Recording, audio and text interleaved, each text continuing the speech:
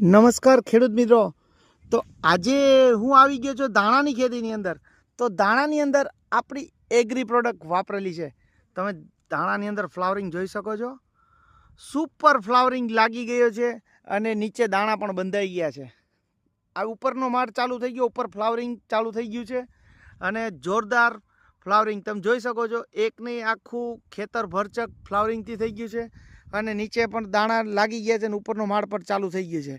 અને એની ગ્રીનરી જુઓ, તડકાની અંદર એક પણ છોડની અંદર ક્યાંય મુરઝાઈ જોવા નથી મળતો.